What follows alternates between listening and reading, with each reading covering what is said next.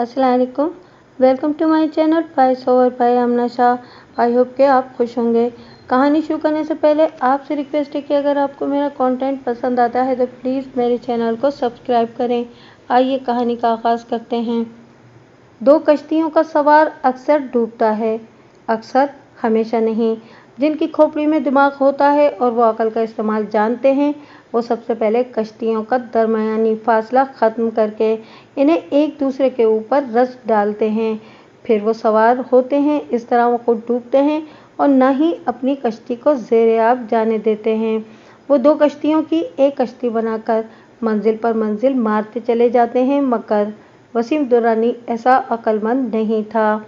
उसने गलत बयानी से काम लेकर जो खाता खोला था, उसे चलाने के लिए कदम कदम पर दरोगोई का सहारा लेना पड़ा। अपनी दोनों कश्तियों को ऊपर तले या फिर एक ही चार दीवारी के अंदर रखने की बजाय शहर के दो मुख्तलिफ हिस्सों में बसा डाला। झूठ की बुनियाद पर खड़ी की जाने वाली इमारत ज़्यादा दिनों तक इस्तादा नहीं रहती। उसने भी जिस खेल का आगाज़ किया था, वो भयानक अंजाम से दो चार हो गया। अब वो ज़मीन की चादर ओढ़कर मनो खाक तले दबा हुआ था और एक कश्ती दूसरी कश्ती को फांसी के फंदे तक पहुंचाने के लिए कोशा थी। ताबिंदा को अपने शौहर वसीम दुरानी के कत्ल के इल्ज़ाम में गिरफ्तार कर लिया गया था और नरगिस वसीम के लवाहिकीन के साथ मिलकर इस केस की पैरवी कर रही थी। मुझे ये सारी बातें ताबिंदा के बूढ़े बाप की ज़बानी मालूम हुई, जो इस वक्त दिल गिरफ्तार हालत में मेरे सामने बैठा हुआ था। वकील साहब, उसने ठहरे हुए लहजे में कहा, मैंने आपको पूरी कहानी सुना दी है। मेरी बेटी सरासर बेगुनाह है। इसे एक सोची समझी साजिश के तहत कत्ल के इस मुकदमे में फंसाया गया है। मुझे उम्मीद है कि आप ताबिंदा को साफ बचा लेंगे। मैंने साफ गोई से काम लेते हुए कहा, आफ्ताब साहब, किसी शख्स के कह देने से कोई बेगुनाह साबित नहीं हो जाता। अपनी बात और दावे को अदालत की नज़र में मोतबर बनाने के लिए बहुत जोर लगाना पड़ता है। वकील, हालात और वाक़ियात की रोशनी में सिर्फ जोर ही मार सकता है। मैंने लम्हे भर को तवक्कुफ़ किया, फिर इजाफा करते हुए कहा, आपका मौक़िफ़ मैंने बड़ी तवज्जो से सुन लिया है।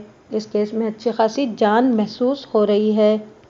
ये मैं अपने महसूसात की बात कर रहा हूँ, वरना बज़ाहिर देखने में आपकी तरफ से ये केस एक लाश की तरह है। हालत और वाक़ियात बताते हैं कि आपकी बेटी ताबिंदा का बचना बहुत मुश्किल है, लेकिन मैं इन हालात और वाक़ियात से इत्तेफ़ाक नहीं करता। मैं कोई हतमी बात करने से पहले आपकी बेटी से एक भरपूर मुलाकात करना चाहता हूँ। इसके बाद इंशाअल्लाह ताला सूरत हाल वाज़ेह हो जाएगी। अगर ताबिंदा ने वसीम का खून नहीं किया तो मैं इसे सज़ा नहीं होने दूंगा। वो बाइज़्ज़त बरी होकर आपके साथ घर जाएगी। अल्लाह आपकी ज़बान मुबारक करे बेग साहब, वो दुआइया अंदाज में बोला। मैंने पूछा, ताबिंदा इस वक्त किस थाने की हवालात में बंद है? आफ्ताब हुसैन ने मुतालिका थाने का नाम बता दिया। मैंने कहा कि मैं आज दफ्तर से फारिग होने के बाद मज़कूरा थाने में जाकर उससे मिलूँगा। आप कल इसी वक्त मेरे पास आ जाएं। ठीक है वकील साहब, वो कतरे मुतमईन होते हुए बोला, मैं कल आ जाता हूँ, लेकिन मेरी दरख्वास्त है कि इस केस को आप ही डील करें। आप बेफिक्र होकर जाएं आफ्ताब साहब, इंशाअल्लाह सब ठीक हो जाएगा। फिर इसने मेरी मौजूदा फ़ीस के बारे में इस्तफसार किया। मैंने उसे अपनी फ़ीस बता दी। उसने अपने वॉलेट में से फ़ीस की रकम के बराबर नोट गिनकर मेरी जानिब बढ़ा दिए। मैंने मज़कूरा रकम को अपने मेज़ की दराज में डाला और उसे फ़ीस की वसूली के ज़ेल में एक रसीद बना दी। फिर कहा, आफ्ताब साहब, आपको ये तो मालूम ही होगा कि ये रकम सिर्फ मेरी खिदमत की मद में है। इसके अलावा दीगर अदालती अखराजात आप ही को बर्दाश्त करना होंगे। जी हाँ ज़रूर, वो ठोस अंदाज में बोला। मैंने कहा, ठीक है, तो कल इसी वक्त यहाँ दोबारा हमारी मुलाकात हो रही है। मेरा ये जुमला इस बात का मुहज़्ज़ब इजहार था कि अब उसे मेरे दफ्तर से रुखसत हो जाना चाहिए। वो अपने दामाद के बरखिलाफ खासा अक्लमंद साबित हुआ। मेरे इशारे को समझते ही वो मुझसे इजाज़त लेकर रुखसत हो गया और उसने मेरी तरफ मुसाफे के लिए हाथ बढ़ाते हुए कहा, इंशाअल्लाह कल हम ज़्यादा पुरुम्मीद अंदाज में मिलेंगे। मैंने उसका हाथ थामते हुए सिर्फ इतना कहा, इंशाअल्लाह। वो मुझे सलाम करके दफ्तर से रुखसत हो गया। आफ्ताब हुसैन की अकलौती बेटी ताबिंदा अपने शौहर वसीम दुर्रानी के कत्ल के इल्ज़ाम में इस वक्त जिस थाने में बंद थी, वो मेरे घर की राह में पड़ता था। इस रोज़ दफ्तरी मसरूफियात से निपटने के बाद मैं अपनी गाड़ी में बैठकर घर की जानिब रवाना हो गया, मगर मुतालिका थाने में जाकर ताबिंदा से मुलाकात करना हरगिज़ नहीं भूला। ताबिंदा अदालती रिमांड पर थाने में बंद थी और इस पर अपने शौहर को कत्ल करने का इल्ज़ाम था। इस नौइयत के अफराद से थाने में मुलाकात की सबील निकालना कोई आसान काम नहीं है, लेकिन मैं अपने मकसूद हथकंडे और पैंतरे आजमा कर ऐसी मुलाकात की राह निकाल ही लिया करता हूँ और इसकी तफसील में जाने की ज़रूरत नहीं। ये तरीक़ाकार मैं पहले भी कई मरतबा बता चुका हूँ। इस रात मैंने मुलजिमा ताबिंदा से बड़ी तफसीली मुलाकात की। आफ्ताब हुसैन ने मुझे जो कहानी सुनाई थी, ताबिंदा ने मुख्तलिफ पहलुओं और गोशों पर रोशनी डालकर उसे मुकम्मल कर दिया। इस मुलाकात के इख्तिताम पर मैंने ताबिंदा को तसल्ली तशफ़ी दी और वकालतनामे पर उसके दस्तखत ले लिए। उसने मेरे हर सवाल का बड़ा मुदल्लिल और माकूल जवाब दिया था। मज़ीद आगे बढ़ने से पहले मैं आपको इस केस के अहम वाक़यात और किरदारों से मुतारिफ़ कराना चाहूँगा, ताकि आप मुकदमे के पस मंज़र और तारीख़ और जोग्राफिये से अच्छी तरह वाकिफ़ हो जाएँ। कुछ वाक़यात तो मुझे ताबिंदा और उसके बाप आफ्ताब हुसैन की ज़बानी मालूम हुए और बाज़ अहम बातें मैंने अपने मखसूस ज़राए से पता चलाई हैं, ताकि इनमें से चंद अहम पॉइंट्स मैं अभी आपसे मख्फ़ी रखना चाहूँगा।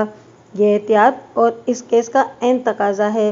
बाज़ अदालती कार्रवाई के दौरान में मैं इन मख्फ़ी अमूर को बड़ी खूबसूरती से उजागर कर दूँगा। वसीम दुर्रानी का ताल्लुक़ मीरपुर ख़ास से था। उसका पूरा ख़ानदान मीरपुर ख़ास ही में आबाद था। सिर्फ वही मुलाजमत के सिलसिले में कराची में क़याम पजीर था, ताहम महीने 2 महीने में वो गाँव का चक्कर लगा लेता था। वो एक सरकारी महकमे से वाबस्ता था और अच्छे ओहदे पर काम कर रहा था। ओहदा अच्छा हो तो लाज़मन तनख्वाह भी अच्छी होती है। इस पर मुस्तज़ाद ये कि वसीम के महकमे में नीचे से ज़्यादा ऊपर की आमदनी होती थी, लिहाजा उसकी 5 उंगलियां घी में थीं। मसलहत का तकाजा है कि इस महकमे का नाम ज़ाहिर न किया जाए। अच्छी आमदनी के पेश नज़र उसने तारिक रोड के एक इलाके में एक छोटा फ्लैट किराए पर लेकर उसमें रिहाइश इख्तियार कर ली थी। आप जानते हैं, तारिक रोड एक खालिसतन कारोबारी इलाका है और इसके दाएं बाएं पाए जाने वाले फ्लैट्स में बहुत कम फैमिलीज आबाद हैं। आजकल तो फिर भी नए नए अपार्टमेंट्स प्लाजा खड़े हो गए हैं और रिहायशी फैमिलीज का तनासुब भी खासा बढ़ गया है, लेकिन 30-35 साल कब सूरत हाल खासी मुख्तलिफ थी। फैमिलीज वाले लोग वहाँ रिहाइश का तसव्वुर भी नहीं कर सकते थे। वसीम ने जिस बिल्डिंग में किराए पर फ्लैट ले रखा था, इसमें इत्तेफाक से एक भी फैमिली आबाद नहीं हुई थी। वो एक 4 मंजिला इमारत थी जिसकी हर मंजिल पर आमने सामने 2 फ्लैट बने हुए थे। वसीम फर्स्ट फ्लोर के एक फ्लैट में क़याम पजीर था। मज़कूरा इमारत में तारिक रोड के अकबी हिस्से में एक गली में वाक़े थी। इसके फर्स्ट फ्लोर पर रेफ्रिजरेटर और एयर कंडीशनर मैकेनिक्स ने कब्जा जमा रखा था। ऊपर के फ्लैट्स में बैचलर्स बाल्फाज दीगर छड़े आबाद थे, जिनमें ज़्यादा तादाद इन मुलाजिम पेशा अफराद की थी जो तारिक रोड के बड़े बड़े शॉपिंग स्टोर्स में नौकरी करते थे या फिर ठेले पर पथारे लगाते थे और जमाते थे। एक एक फ्लैट में 4-4, 6-6 अफराद मिलकर रह रहे थे। वसीम चूँकि अच्छा कमाता था, इसलिए अच्छा उड़ाता भी था।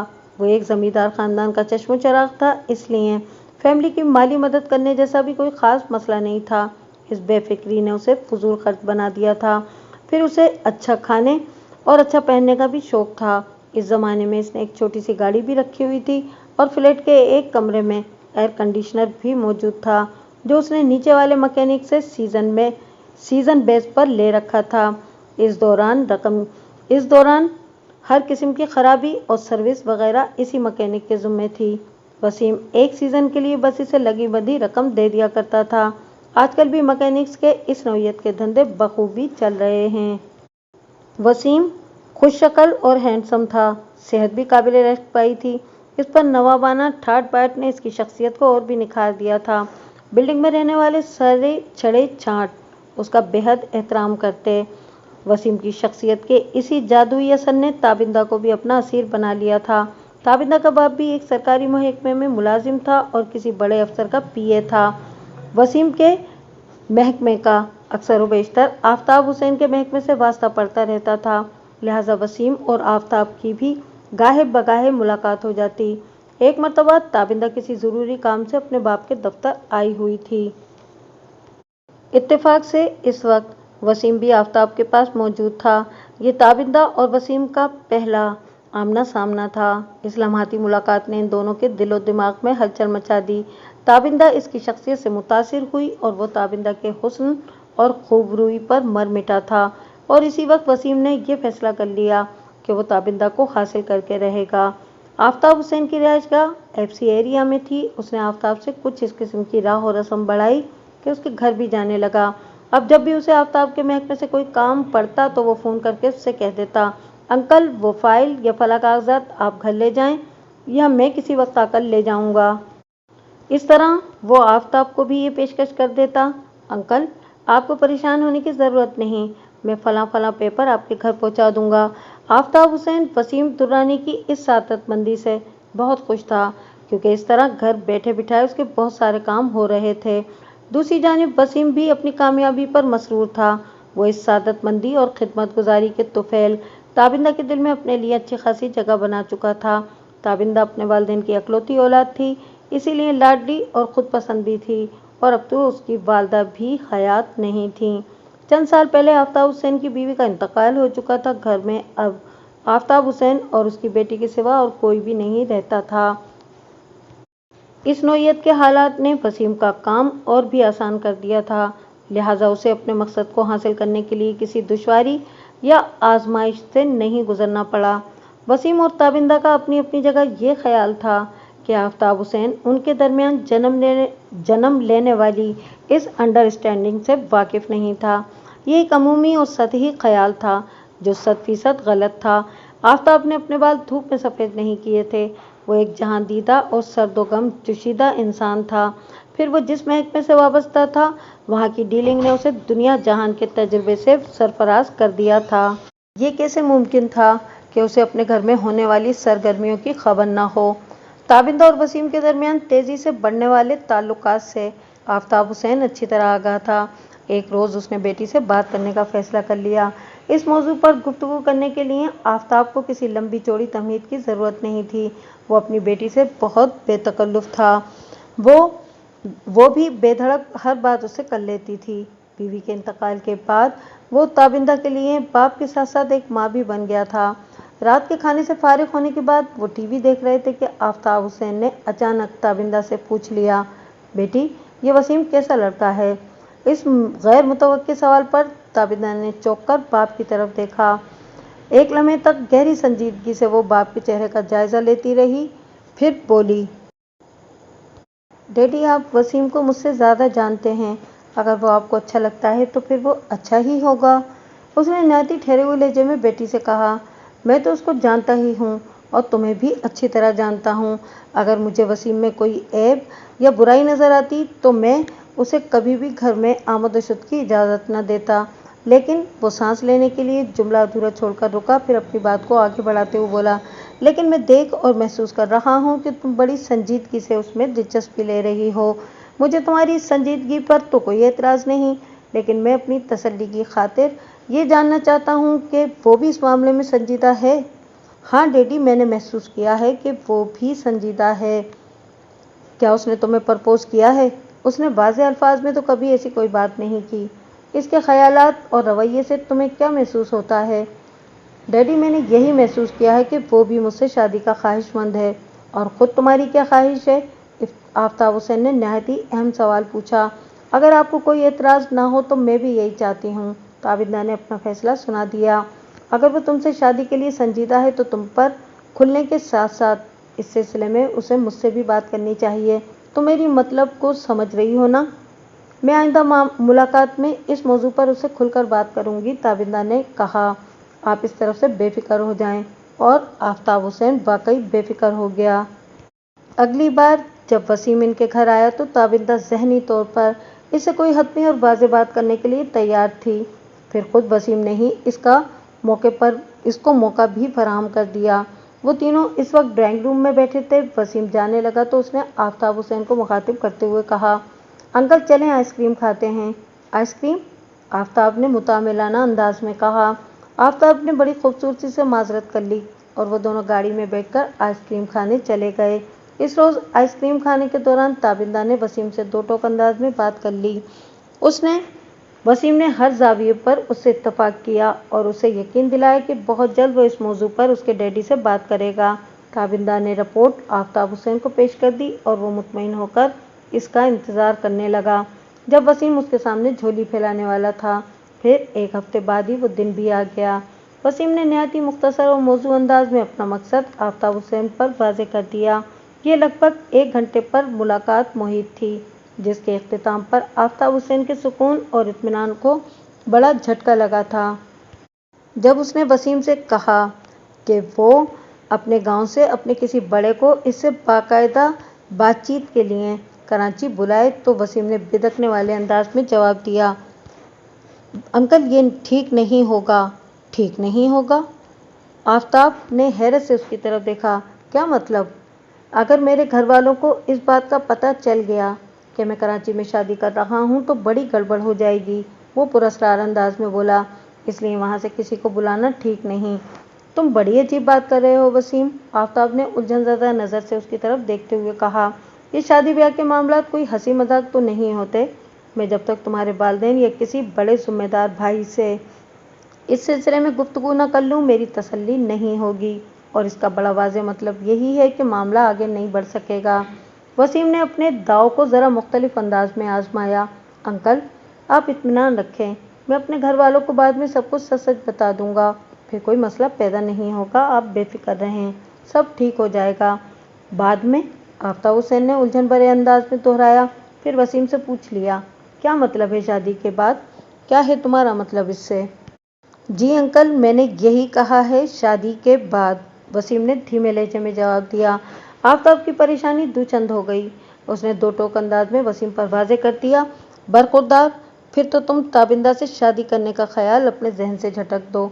खुदा न खास्ता, वो जुमला अधूरा छोड़कर रुका, फिर इजाफा करते हुए बोला, खुदा न खास्ता तुम लावारिस और बेयारो मददगार नहीं हो, तुम्हारा अपना एक मजबूत फैमिली बैकग्राउंड है, फिर इस तरह मशकूक अंदाज में चोरी छुपे तुम्हें शादी करने की क्या ज़रूरत है? वसीम ने अचानक अपनी आंखें माथे पर रख लीं। ये एक तरह से उसका नया पैंतरा था। चंद लम्हे मुस्तरिब निगाह से इधर उधर देखता रहा, फिर मायूस-कुन लहजे में बोला, ठीक है अंकल, आपकी मर्जी है, आप अच्छी तरह सोच लें, मैंने आपको अपनी मजबूरी बता दी है। आफ्ताब हुसैन को यूँ महसूस हुआ जैसे एक अच्छा रिश्ता उसके हाथ से निकला जा रहा हो। वसीम उसके लिए एक आइडियल दामाद की हैसियत से अपना जहन बना चुका था। इसे उम्मीद नहीं थी कि ख्वाहिश और पसंद का कांच महल इस बुरे अंदाज में चकनाचूर हो जाएगा। उसने तशवीश भरे अंदाज में इस्तफसार किया, तुमने अपनी किसी मजबूरी का जिक्र तो कर दिया, लेकिन इसके बारे में कुछ बताया नहीं। अंकल, असल में ये बात यह है कि हमारे ख़ानदानी रवायात के मुताबिक पहली शादी ख़ानदान में ही करना होती है, इसलिए अगर मैंने अपने वालिदैन को इस शादी के बारे में बता दिया तो वो बड़ा हल्ला मचाएंगे, फिर किसी भी सूरत ये शादी हो नहीं सकेगी। ओह, आफ्ताब ने एक बोझल और गहरी सांस खारिज की। अब आपको मेरी मजबूरी का अंदाज़ा हो गया होगा अंकल, वो बड़ी अय्यारी से बोला। आफ्ताब हुसैन ने तशवीश भरे लहजे में कहा, यह तो बड़ी ख़तरनाक मजबूरी है वसीम। ख़तरनाक किन मायनों में अंकल? वसीम ने संजीदगी से पूछा। भाई देखो, अगर मैं तुम्हारी मजबूरी को समझते हुए तुम्हारे वालिदैन की शमूलियत के बगैर ये शादी होने देता हूँ, तो इस बात की क्या गारंटी है कि तुम्हारे घर वाले बाद में कोई हंगामा नहीं करेंगे? इन्हें पता चलेगा तो वो कोई रद्द अमल जाहिर कर सकेंगे ना। ये कैसे मुमकिन है कि उन्हें पता ही ना हो? तुम कराची में शादी कर बैठो और उन्हें कानो कान खबर ना हो। आफ्ताब ने ताज्जुब खेज नज़र से उसे देखा। क्या तुम कभी ताबिंदा को उसकी ससुराल लेकर नहीं जाओगे? देखें अंकल, शुरू में बहुत एहतियात करना पड़ेगी, वो राजदाराना अंदाज में बोला। कुछ अर्सा गुजर जाने के बाद सब ठीक हो जाएगा। आफ्ताब ने उलझन ज़दा लहजे में कहा, मेरी समझ में तो नहीं आ रहा, तुम कैसी बातें कर रहे हो? देखें अंकल, मेरी बात गौर से सुने, वसीम ने नहायत ही होशियारी से समझाने वाले अंदाज में कहा। मैं कुछ अरसे तक इस शादी को अपने ख़ानदान वालों से खुफिया रखूँगा। इस दौरान ताबिंदा भी मीर खास का रुख नहीं करेगी। जब एक मखसूस अरसा गुजर जाएगा तो घर वालों को अपनी शादी से आगाह कर दूंगा। जाहिर है वक्त गुजर जाने के बाद वो कुछ भी नहीं कर सकेंगे, इन्हें इस शादी को तस्लीम करना ही पड़ेगा। ठीक है, जो कुछ तुम कह रहे हो, अगर ऐसा ही पेश आए तो ज़्यादा खराबी वाली बात नहीं, लेकिन अगर ऐसा ना हो सका اور تمہارے والدین نے تابندہ کو اپنی بہو تسلیم کرنے کی بجائے تم پر دباؤ ڈالا کہ تم تابندہ کو چھوڑ کر خاندان کی روایات کے مطابق شادی کرو، تو پھر کیا ہوگا؟ یہ تو ہو ہی نہیں سکتا کہ میں تابندہ سے کبھی الگ ہونے کا تصور کروں۔ اگر بعد میں کسی مرحلے پر والدین نے اس حد تک شادی کی مخالفت کی تو میں ان کے سامنے کبھی نہیں جھکوں گا، چاہے کچھ بھی ہو جائے۔ یہ تم بہت بڑا فیصلہ کر رہے ہو، آفتاب حسین نے گمبھیر انداز میں کہا۔ یہ تو بڑی پیچیدہ صورتحال ہے، یہ نہ ہو کہ میں تمہیں اس فیصلے پر بعد میں پچھتانا پڑے۔ سوال ہی پیدا نہیں ہوتا انکل، اس نے پرعزم انداز میں کہا، اور اس فیصلے کی ایک ٹھوس وجہ ہے۔ شاید آپ کو میری پلاننگ کا کچھ علم نہیں ہے۔ کیسی پلاننگ؟ میں واقعی کچھ نہیں جانتا اس بارے میں۔ آفتاب سوالیہ نظر سے اسے دیکھنے لگا۔ وسیم درانی نے ٹھہر کر اسے اپنی منصوبہ بندی کے بارے میں بتایا کہ وہ گاؤں کی زندگی کو پسند نہیں کرتا۔ اسے وہ فرسودہ روایات بھی زہر لگتی ہیں جن پر اس کا خاندان صدیوں سے آنکھیں بند کر کے عمل کرتا چلا آ رہا ہے۔ وہ اپنے اندر ایک نئی روح کو کروٹیں لیتا محسوس کرتا ہے۔ وہ چاہتا ہے کہ کراچی ہی میں رہے۔ اس تفصیل کے اختتام پر اس نے آفتاب حسین سے کہا، جب مجھے اپنے خاندان والوں کی مخالفت کی پرواہ نہیں تو میں اگر چاہوں تو ان سے کہہ سن کر علل اعلان بھی یہ شادی کر سکتا ہوں، لیکن میں اس شادی کو فی الحال کچھ عرصے تک پوشیدہ رکھ کر انہیں ایک چانس دینا چاہتا ہوں۔ کیسا چانس؟ آفتاب حسین نے کچھ نہ سمجھنے والی نظر سے اس کی طرف دیکھا۔ وہ وضاحت کرتے ہوئے بولا کہ اس طرح کم سے کم میرے خاندان والوں کے لیے یہ دروازہ ضرور کھلا رہے گا کہ وہ جب بھی چاہیں اس شادی کو تسلیم کر کے میرے ساتھ تعلقات استوار کر سکتے ہیں۔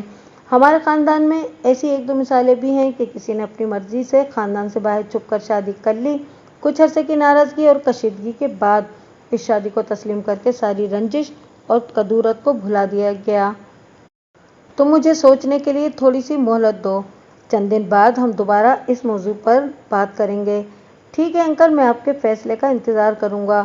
اس کے بعد وہ میٹنگ برخاست ہو گئی۔ آفتاب حسین نے یہ مہلت اس لیے لی تھی کہ وہ اپنی بیٹی سے اس سلسلے میں مشورہ کرنا چاہتا تھا۔ وسیم کے ساتھ زندگی تابندہ کو گزارنی تھی، اس لیے تمام حالات سے اس کا آگاہ ہونا زیادہ ضروری تھا۔ وہ مل بیٹھ کر حالت حاضرہ کا جائزہ لیتے، پھر بڑی آسانی سے کسی فیصلے پر پہنچ سکتے تھے۔ اسی رات آفتاب حسین اور تابندہ روبرو بیٹھے تھے۔ آفتاب نے نہایت ہی مختصر اور جامع الفاظ میں بیٹی کو وسیم سے ہونے والی تفصیلی ملاقات کے بارے میں بتایا اور فیصلے کی گیند کو تابندہ کی کورٹ میں پھینکتے ہوئے گہری سنجیدگی سے بولا، اس صورتحال میں تم کیا فیصلہ کرو گی؟ تابندہ کے لیے بہت کم باتیں نئی تھیں، اکثر سے وہ پہلے ہی واقف تھی۔ چند لمحات تک غور کرنے کے بعد اس نے گمبھیر لہجے میں جواب دیا، ڈیڈی، یہ صورتحال خاصی الجھی ہوئی تو نظر آتی ہے، لیکن ہمیں وسیم پر بھروسہ کرنا چاہیے۔ وہ اگر حالات سے نمٹنے کا دعویٰ کر رہا ہے تو یقیناً ایسا کر بھی دکھائے گا۔ اس کا مطلب ہے کہ تم ہر حال میں اور ہر قیمت پر وسیم کو اپنانا چاہتی ہو؟ وہ شکست خوردہ لہجے میں بولا، یہ تمہارا گویا حتمی فیصلہ ہے؟ تابندہ کا جواب اسبات میں پا کر وہ خاموش ہو گیا۔ بیٹی کے سامنے تو اس نے چپ سادھ لی تھی اور تابندہ نے بھی یہ سمجھ لیا تھا کہ باپ کا فیصلہ اس کے فیصلے کی تائید میں ہے، لیکن آفتاب حسین کے ذہن میں اس کے ساتھ ساتھ کچھ اور بھی پک رہا تھا۔ وہ جانتا تھا کہ زور زبردستی کر کے وہ بیٹی کو اس کے ارادے سے باز نہیں رکھ سکے گا، لہٰذا وہ اس کی سیفٹی اینڈ سیکورٹی کے لیے ایک اور کارڈ کھیلنا چاہتا تھا۔ آفتاب حسین کے دفتر میں نعیم لاکھو نامی ایک شخص بھی کام کرتا تھا جو ہر طرف لاکھو مشہور تھا۔ لاکھو کا تعلق بھی میرپور خاص ہی سے تھا۔ وہ ایک چلتا پرزا قسم کا بندہ تھا۔ آفتاب نے دیکھا تھا کہ وسیم جب بھی دفتر میں اس سے ملنے آتا تو لاکھو سے بھی گپ شپ لگاتا، اور یہ عین فطری بھی تھا۔ دونوں ایک ہی علاقے کے رہنے والے تھے، لہٰذا ان کی میل ملاقات بنتی تھی۔ آفتاب حسین نے لاکھو سے کام لینے کا فیصلہ کر لیا۔ تنہائی میسر آتے ہی اس نے لاکھو کو اپنے اعتماد میں لیا۔ لاکھو کی قسم کے تیز و ترار انسان موقع محل کو دیکھتے ہی خود کو حالات کے مطابق ڈھالنے کا ہنر جانتے ہیں۔ اس نے آفتاب حسین کے اسٹائل سے بھانپ لیا کہ وہ کسی اہم معاملے میں اسے اپنا رازدار بنانا چاہتا ہے۔ وہ فوراً پٹری پر آ گیا۔ آفتاب بھائی، آپ مجھ پر بھروسہ رکھیں اور بتائیں معاملہ کیا ہے؟ آفتاب نے مختصر الفاظ میں اسے مسئلے سے آگاہ کیا، پھر کہا، میں اس سلسلے میں تمہارا تعاون چاہتا ہوں۔ کس قسم کا تعاون؟ لاکھو دوستانہ لہجے میں بولا۔ آفتاب نے دھیمے انداز میں کہا، लाखو, तुम भी इसी इलाके के रहने वाले हो जहाँ से वसीम का ताल्लुक है। मैं वसीम के ख़ानदान और वहाँ के हालात के बारे में मालूमात हासिल करना चाहता हूँ। मैं ये अंदाज़ा लगाना चाहता हूँ कि अगर मैं वसीम पर भरोसा करते हुए ऐसा कोई कदम उठा लूँ तो बाद में कोई पेचीदगी तो पैदा नहीं होगी। मैं आपका मतलब समझ गया साईं, लाखो ने मुदब्बिराना अंदाज में गर्दन हिलाते हुए कहा। आप बेफिक्र हो जाएं, मैं 2-4 दिन में आपको रिपोर्ट देता हूँ। वह कदरे मुतमईन होते हुए बोला। लेकिन एक बात का खास ख्याल रखना लाखो। कौन सी बात साईं? लाखो ने पूछा। आफ्ताब ने बताया कि इस मामले की भिनक वसीम तक नहीं पहुँचना चाहिए कि मैंने तुम्हें क्या काम सौंपा है। तुम मेरी बात समझ रहे हो ना? बड़ी अच्छी तरह समझ रहा हूँ आफ्ताब साईं, वो पुख्ता यकीन दिलाने वाले अंदाज में बोला। आप जो खदशा जाहिर कर रहे हो ना, उसका सवाल ही पैदा नहीं होता। आफ्ताब मुतमईन था कि लाखो बड़ी राजदारी से उसका काम कर दिखाएगा। इस तरह वो ज़्यादा सहूलत और इत्मीनान से किसी फैसले पर पहुँच सकता था। एक ऐसा फैसला जो उसकी बेटी को बड़े वाज़ेह अल्फाज में उसे सुना चुकी थी, और आफ्ताब हुसैन इन ज़मीनी हक़ाइक़ से हरगिज़ बेखबर नहीं था।